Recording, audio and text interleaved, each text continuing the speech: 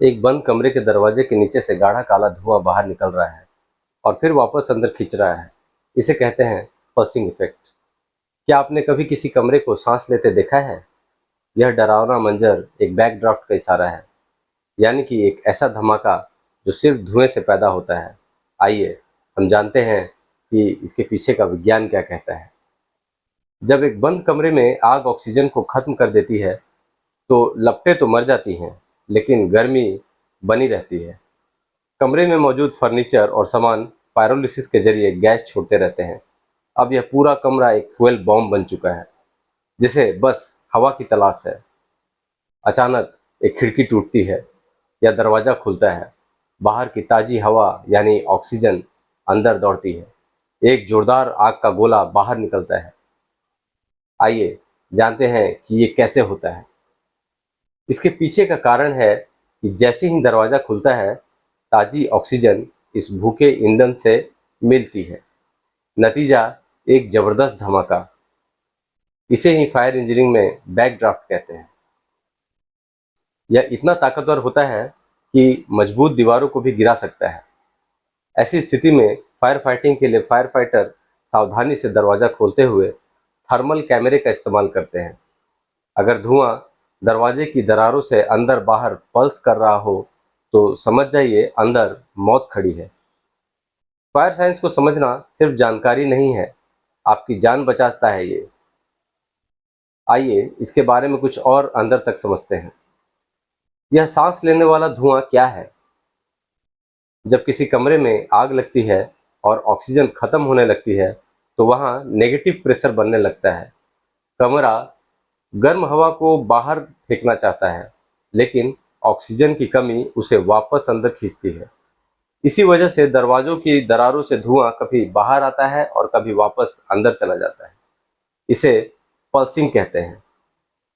अगर आप ऐसा देखें तो समझ जाइए कि अंदर बैकड्राफ्ट की पूरी तैयारी हो चुकी है। धुआं सिर्फ धुआं नहीं, ईंधन है। Smoke is fuel.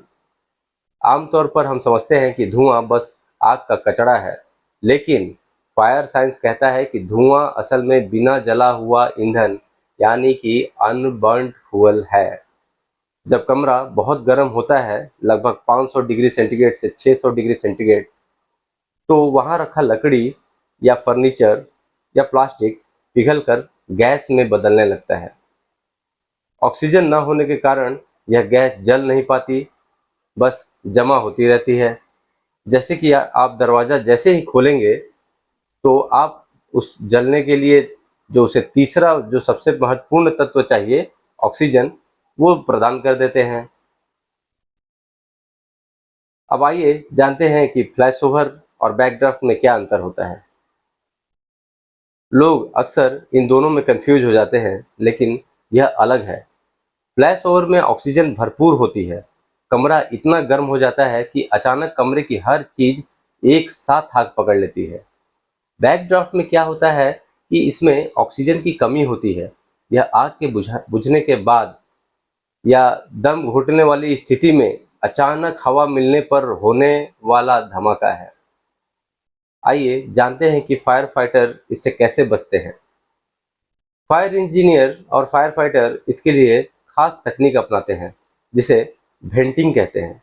वे सीधा दरवाजा नहीं खोलते हैं, इसके बजाय वे छत पे छेद करते हैं, जिसे वर्टिकल वेंटिलेशन कहा जाता है, ताकि गैस ऊपर से निकल जाए। जो गर्म गैस है वो ऊपर से निकल जाती है।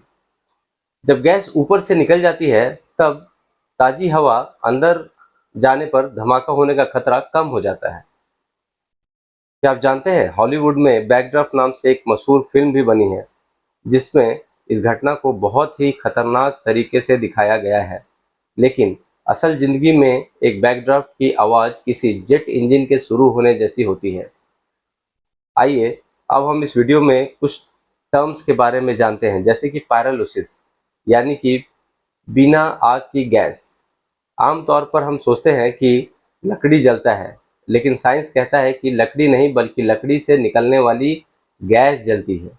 जब कमरा बहुत गर्म होता है लेकिन ऑक्सीजन नहीं होती तो फर्नीचर, लकड़ी, प्लास्टिक, फोम बिना आग ही गलने लगता है और गैस छोड़ने लगता है। इसी गैस बनने की प्रक्रिया को पायरोलिसिस कहते हैं। यही गैस कमरे में बम की तरह जाम हो जाता है। आइए जानते हैं कि ग्रेविटी करंट्स क्या होता है। ग्रेविटी करंट्स यानी कि हवा की लुका छिपी। जैसे ही आप दरवाजा खोलते हैं, एक बहुत ही दिलचस्प चीज होती है। ठंडी हवा भरी होती है, इसलिए वह फर्श यानी फ्लोर से अंदर भागती है। गर्म हवा हल्का होता है, इसलिए वह दरवाजे के ऊपरी हिस्से से बाहर भागता है। इनके बीच जो मुकाबला होता है उसे ग्रेविटी करंट कहते हैं। यही ठंडी हवा अंदर जाकर उस गैस बम यानी पायरोलिसिस गैस को धमाके के लिए तैयार कर देती है। आइए जानते हैं केमिकल चैन रिएक्शन क्या होता है। आग लगने के लिए तीन चीज चाहिए: ईंधन, गर्मी और ऑक्सीजन। लेकिन बैकड्रॉप में चौथी चीज होती है इनहिबिटेड चेन रिएक्शन। जैसे कि ऑक्सीजन मिलती है, लाखों मॉलिक्यूल्स एक साथ सेकंड के 100वें हिस्से में जल उठते हैं। इसी वजह से यह धीरे धीरे जलने वाली आग नहीं बल्कि एक प्रेशर वेव यानी कि झटके वाली लहर पैदा करती है, जो खिड़कियों और दीवारें तोड़ देती है। फायर फाइटर दरवाजे को छूकर देखते हैं कि वह गर्म है या नहीं, या उस पर पानी की बूंदें डालकर देखते हैं। अगर पानी तुरंत भाप बन जाए तो समझो अंदर बैकड्राफ्ट आपका इंतजार कर रहा है। इसके साथ ही आज की वीडियो को समाप्त करता हूँ। मिलते हैं नेक्स्ट वीडियो में। अगले वीडियो के लिए लाइक, शेयर और सब्सक्राइब करना ना भूलें। जय हिंद।